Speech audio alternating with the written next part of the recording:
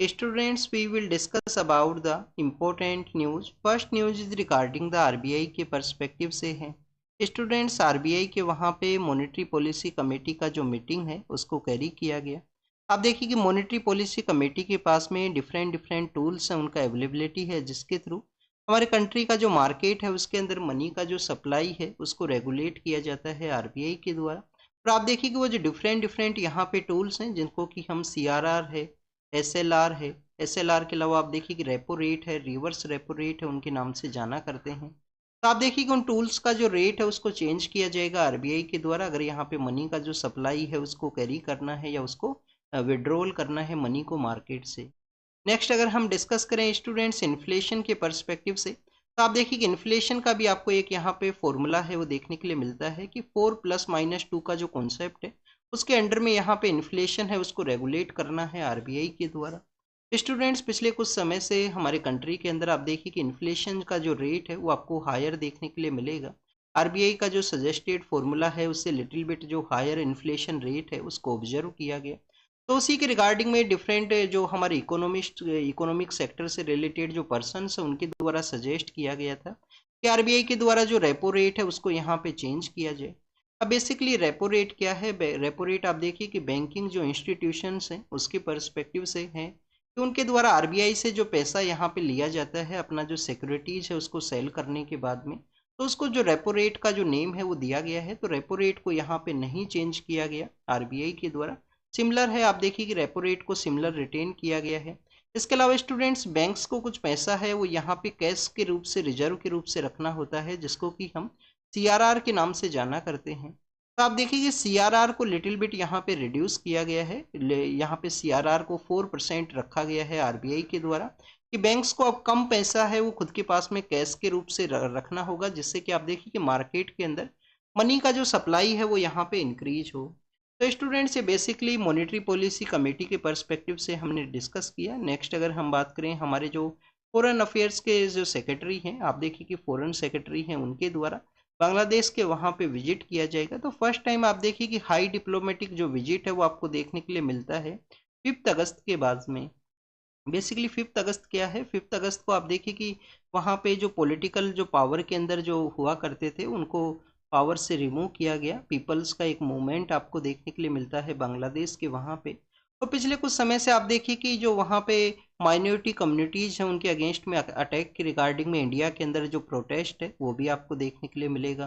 बांग्लादेश का जो high commission है वहाँ पे भी आप देखिए कि अटैक है उसको कैरी किया गया था। तो उसी के बाद में वियना कन्वेंशन के थ्रू इंडियन जो डिप्लोमेट्स हैं उनको सम्मन किया गया था वहाँ पे। तो स्टूडेंट्स, ये बेसिकली बांग्लादेश के पर्सपेक्टिव से है। बांग्लादेश का जो बॉर्डर एरिया है इंडिया के साथ में कितना है? 4096 किलोमीटर। इसके अलावा स्टूडेंट्स, आपको यहाँ पे जानकारी ये भी होना चाहिए कि आप देखिए कि बांग्लादेश कौन कौन से स्टेट्स के साथ में एरिया शेयर करता है। वेस्ट बंगाल है, वेस्ट बंगाल के अलावा स्टूडेंट्स आसाम है, और आप देखिए कि 3 अदर आपको नॉर्थ ईस्ट के जो स्टेट्स हैं वो देखने के लिए मिलेंगे। तो ये आपका होमवर्क है कि यहाँ पे मेघालय के साथ अपना एरिया शेयर किया जाता है, मिजोरम है, त्रिपुरा है। तो ये आप बताना कौन कौन से जो नॉर्थ ईस्ट के 3 और स्टेट हैं जिनके साथ में बांग्लादेश अपना एरिया है वो यहाँ पे शेयर करता है। नेक्स्ट अगर हम बात करें स्टूडेंट्स, आर्म्ड फोर्स का जो आप देखिए कि फ्लैग डे है उसके बारे में है। स्टूडेंट्स, ये आर्म्ड फोर्स जो फ्लैग डे है इसको 1949 के समय इस्टेब्लिश किया गया था हमारे कंट्री के अंदर। अब देखिए कि 7 दिसंबर का जो डे है उसको आर्म्ड फोर्स फ्लैग डे के रूप से ऑब्जर्व किया जाता है, जिसके अंदर हमारी जो सिक्योरिटी पर्सनल्स हैं उनका जो क्रेज है, वेलोर है, सेक्रीफाइस है, उसको यहाँ पे सल्यूट है वो किया जाएगा। नेक्स्ट अगर हम बात करें स्टूडेंट्स, यूके के वहाँ पे इस तरीके का जो प्रैक्टिस है वो हुआ करता था, तो उसी का जो अडोप्शन है वो आपको इंडिया के अंदर भी देखने के लिए मिलता है। स्टूडेंट्स, आर्म्ड फोर्स का जो फ्लैग डे के पर्सपेक्टिव से यहाँ पे डिस्कस किया गया, तो आपको जानकारी ये भी होना चाहिए कि हमारा जो नेशनल फ्लैग है, फर्स्ट टाइम इसको कब होस्ट किया गया था? इंडियन नेशनल कांग्रेस का जो सेशन है उसके अंदर में। ये आप कमेंट सेक्शन के अंदर बताना, आपका होमवर्क है। क्या हमारा जो नेशनल फ्लैग है, जो आप देखिए कि उसके रिगार्डिंग में जो फ्लैग कोड है जिसके थ्रू जिसको चेंज भी किया गया, जो हर घर तिरंगा का एक इनिशिएटिव जो गवर्नमेंट के द्वारा लॉन्च किया गया था, उसके थ्रू आप देखिए कि फ्लैग कोड के अंदर कुछ अमेंडमेंट्स हैं उनको कैरी आउट किया गया था। स्टूडेंट्स नेक्स्ट अगर हम डिस्कस करें फ्लैग के बारे में, फ्लैग को आप देखिए कि डिजाइन किसके द्वारा किया गया है इंडियन फ्लैग को, क्या पिंगाली वेंकैया नाम के जो पर्सन है, पिंगाली वेंकैया नाम के जो पर्सन है, क्या उनके द्वारा इसको डिजाइन किया गया है। या आप देखिए कि हमारा जो फ्लैग है उसके रिगार्डिंग में आपको जो जो भी बेसिक इन्फॉर्मेशन है वो यहाँ पे जरूर से होना चाहिए, क्योंकि काफ़ी ज़्यादा यूपीएससी के द्वारा भी एक बार एक क्वेश्चन पूछ लिया गया था फ्लैग के ही पर्सपेक्टिव से प्रीलिम्स के एग्जाम के अंदर में। नेक्स्ट अगर हम डिस्कस करें स्टूडेंट्स यहाँ पे जो ट्यूबरक्लोसिस है उसके एलिमिनेशन के रिगार्डिंग में है, तो आप देखिए कि यूनाइटेड नेशन का जो ट्यूबरक्लोसिस एलिमिनेशन प्रोग्राम है, नेशनल जो ट्यूबरक्लोसिस एलिमिनेशन प्रोग्राम है, उसी के थ्रू एक 100 डेज का आप देखिए कि एलिमिनेशन जो कैंपेन है उसको लॉन्च किया जाएगा गवर्नमेंट के द्वारा। स्टूडेंट ट्यूबरक्लोसिस के रिगार्डिंग में आप देखिए कि पिछले कुछ दिनों से न्यूज़पेपर के अंदर एक न्यूज़ पब्लिश हुआ था कि उसको ट्रीट करने के रिगार्डिंग में जो यहाँ पे जो मेडिसिन्स हैं वो होना चाहिए, उसका अवेलेबिलिटी नहीं है। गवर्नमेंट के द्वारा भी उसके रिगार्डिंग में रिप्लाई किया गया है कि 2 मंथ के अराउंड का जो यहाँ पे ट्यूबरक्लोसिस को ट्रीट करने के पर्सपेक्टिव से जो मेडिसिन्स हैं उनका अवेलेबिलिटी है। नेक्स्ट आप देखिए कि नेशनल ट्यूबरक्लोसिस एलिमिनेशन जो प्रोग्राम है ये गवर्नमेंट का 100 डेज का प्रोग्राम लॉन्च किया गया। बेसिकली ट्यूबरक्लोसिस एलिमिनेशन प्रोग्राम है, अर्लियर फेज के अंदर इसका रिवाइज नेशनल ट्यूबरक्लोसिस जो कंट्रोल प्रोग्राम हुआ करता था उसी का आप देखिए कि नेम चेंज करते हुए अपग्रेडेड यहाँ पे एक वर्जन है।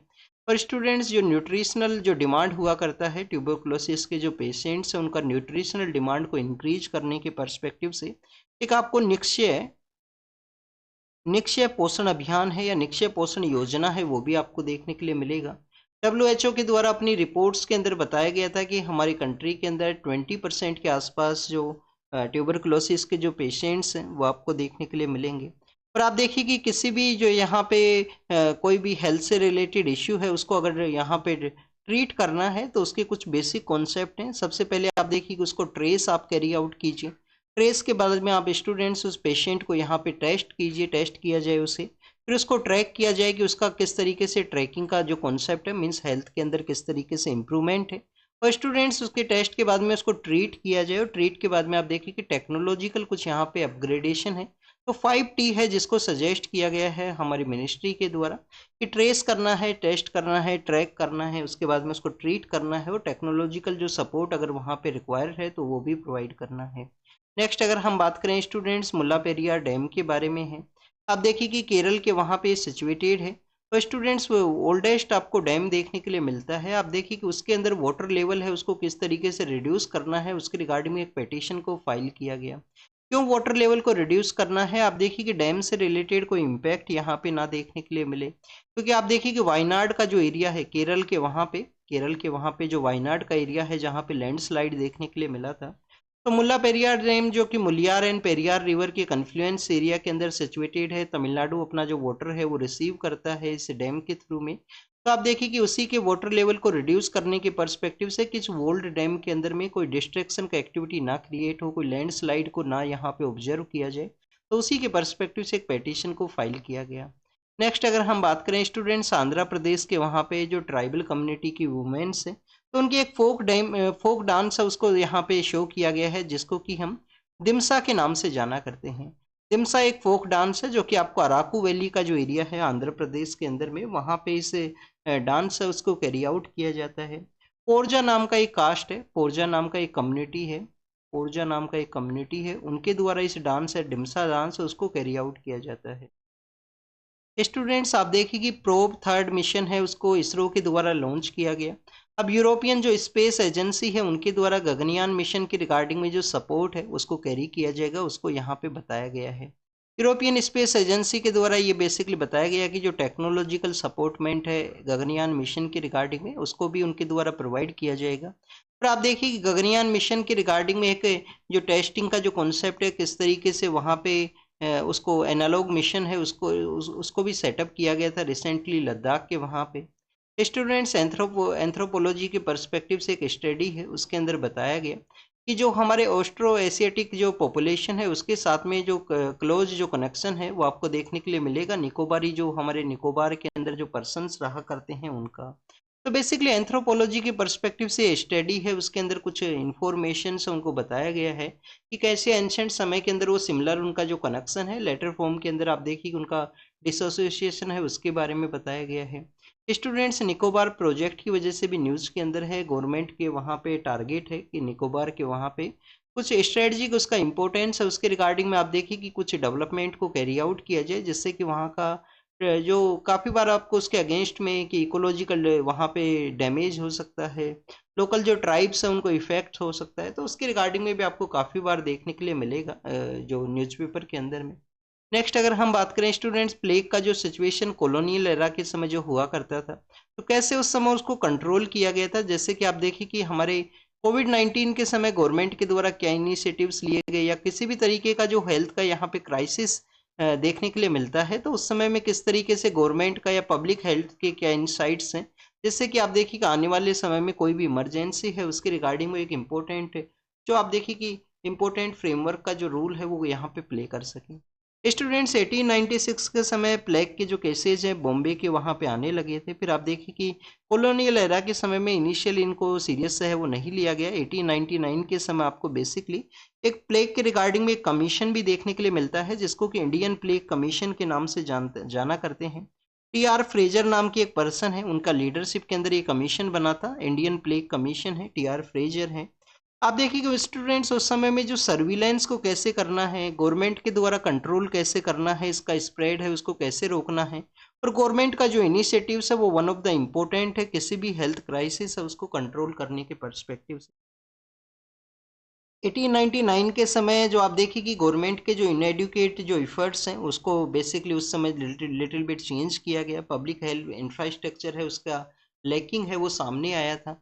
तो उस समय स्टूडेंट्स यहाँ पे ट्रैक करने के पर्सपेक्टिव से उनको ट्रैक करने के पर्सपेक्टिव से तो रेलवे के जो बेसिकली स्टेशन हैं उस समय रेलवे आप देखिए कि one of the important source हुआ करता था कम्युनिकेशन के पर्सपेक्टिव से। तो रेलवे के जो स्टेशन है उनको बेसिकली वहाँ पे ट्रीट सेंटर्स हैं या क्वारंटाइन जो सेंटर्स हैं उनको डेवलप किया गया था, तो उसी के रिगार्डिंग में है ये बेसिकली 1896 का जो बॉम्बे प्लेग है उसको किस तरीके से हेल्थ इंस्टीट्यूशंस उनको सेटअप किया गया, किस तरीके से उसको कंट्रोल किया गया।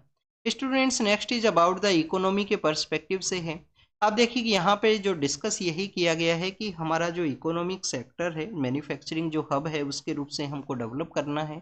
तो कैसे मैन्युफैक्चरिंग सेक्टर यहाँ पे डेवलप होगा, तो प्रोडक्शन लिंक इंसेंटिव जो स्कीम है उसके बारे में सजेस्ट किया गया है कि प्रोडक्शन लिंक इंसेंटिव स्कीम्स है वन ऑफ द इम्पोर्टेंट यहाँ पे पिलर है हमारी कंट्री के जो रीजनल इम्बैलेंस है उसको भी टैकल करने के पर्सपेक्टिव से।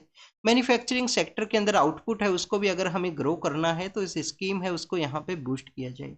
एनुअल सर्वे ऑफ इंडस्ट्री है उसके रिगार्डिंग में सजेस्ट किया गया कि टोटल जो मैन्युफैक्चरिंग आउटपुट है वो हमारा 58% है वो देखने के लिए मिलता है। तो रीजनल इम्बैलेंस एंड डेट जो न्यू काइंड ऑफ डोमेन्स हैं उनको किस तरीके से लिंकेज करते हुए बैलेंस को सेटअप करते हुए मैन्युफैक्चरिंग सेक्टर को रिवाइवल करने के बारे में यहाँ पे सजेस्ट किया। नेक्स्ट अगर हम बात करें स्टूडेंट्स, हमारी जो फॉर्मर प्राइम मिनिस्टर हैं इंदिरा गांधी मैम, उनका उनका आप देखिए कि मेमोरी के अंदर में इंदिरा गांधी जो पीस प्राइज है वो यहाँ पे दिया गया है 1986 के समय में जो इंदिरा गांधी पीस प्राइज है उसको सेटअप किया गया था। तो स्टूडेंट्स आप देखिए कि 2023 का जो इंदिरा गांधी पीस प्राइज है वो यहाँ पे दिया गया है चिली का जो फॉर्मर जो पॉलिटिकल लीडर हैं, वुमेन राइट का जो एक्टिविस्ट हैं जिनको कि हम मिसेल बाइचलेट के नाम से जाना करते हैं। तो मिसेल जो बाइचलेट हैं उनको बेसिकली यहाँ पे इंदिरा गांधी जो पीस प्राइज है डिसआर्मामेंट का जो प्राइज है वो यहाँ पे दिया गया है। पीस के एस्टेब्लिशमेंट की रिगार्डिंग में वुमेन्स का जो राइट है उसको यहाँ पे प्रमोट करने के पर्सपेक्टिव से स्टूडेंट 2022 का जो प्राइज के जो नॉमिनी जो यहाँ पे जिनको अनाउंस किया गया उनको भी आप देखिए उनका भी नेम रिसेंटली ही सजेस्ट किया गया था। अभी जो 19 नवंबर के डे उनका जो नेम है वो बताया गया था, जिसके अंदर एक पियानिस्ट पर्सन है, एक आप देखिए कि पैलेस्टीनियन जो पीस के जो एक्टिविस्ट हैं वो आपको देखने के लिए मिलेंगे। तो स्टूडेंट्स ये बेसिकली आप देखिए कि इंदिरा गांधी पीस प्राइज के पर्सपेक्टिव से हमने डिस्कस किया है। नेक्स्ट अगर हम बात करें चिली के बारे में, चिली का जहाँ पे पॉलिटिकल लीडर हैं वुमेन राइट एक्टिविस्ट हैं मिसेल बाइचलेट, तो आप देखिए कि चिली बेसिकली आपको लिथियम ट्रायंगल के जो कंट्रीज हैं उसका पार्ट आपको देखने के लिए मिलता है, लैटिन अमेरिका के सदर्न पार्ट के वहाँ पे सिचुएटेड है। स्टूडेंट्स अर्जेंटीना है, बोलीविया है और आप देखिए कि चिली नाम का जो कंट्री है, तीन कंट्री हैं जिनको कि लिथियम ट्रायंगल के नाम से भी जाना करते हैं। हमारे जो 8 नॉर्थ ईस्ट के जो स्टेट्स हैं आप देखिए कि वहाँ पे किस तरीके से कनेक्टिविटी को बूस्ट किया जाए, तो उसी के रिगार्डिंग में हमारे जो प्राइम मिनिस्टर सर हैं उनके द्वारा अष्टलक्ष्मी जो महोत्सव है उसको सेलिब्रेट किया गया नॉर्थ ईस्ट के कनेक्टिविटी के रिगार्डिंग में।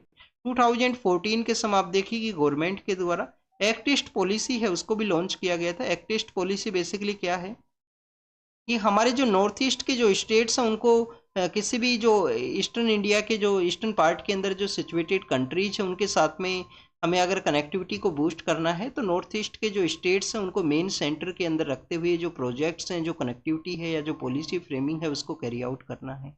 तो स्टूडेंट्स ये आप देखिए कि नॉर्थ ईस्ट के जो स्टेट्स हैं उनका ग्रोथ स्टोरी है उसको प्रमोट करने के पर्सपेक्टिव से अष्टलक्ष्मी महोत्सव है उसको भारत मंडपम का जो एरिया है वहाँ पे इसको लॉन्च किया गया हमारे प्राइम मिनिस्टर सर के द्वारा। नेक्स्ट अगर हम बात करें स्टूडेंट्स आप देखिए कि कुर्द जो पर्सनस हैं उनको यहाँ पे सपोर्ट प्रोवाइड किया गया है यूएसए के द्वारा। वन ऑफ द आप देखिए कि स्टेट लेस जो कम्युनिटी है वो आपको देखने के लिए मिलेगा। वर्ल्ड वॉर फर्स्ट के समय इनको प्रोमिस किया गया था कि आपको जो आपका स्टेट है वो ग्रांट किया जाएगा। अब आप देखिए कि प्रेजेंट समय में सीरिया है, टर्की है, ईरान है, इराक है, वहाँ पे एरियाज हैं जहाँ पे ये कुर्द का जो पॉपुलेशन है वो आपको देखने के लिए मिलता है। नेक्स्ट अगर हम बात करें यूएस के पर्सपेक्टिव से है, एग्जाम के रिगार्डिंग में नहीं इंपॉर्टेंट है। इसके अलावा ईरान का जो एनरिचमेंट है, यूरेनियम का जो एनरिचमेंट है उसके बारे में सजेस्ट किया गया। आप देखिए कि स्टूडेंट्स ईरान को इंटरनेशनल एटॉमिक जो एनर्जी एजेंसी है उसके द्वारा किस तरीके से 60% का जो एनरिचमेंट है वो अलाउ किया गया है यूरेनियम के रिगार्डिंग में, तो उसी के बारे में है। उनके द्वारा अपना जो प्रोडक्शन है उसको बूस्ट किया जाएगा।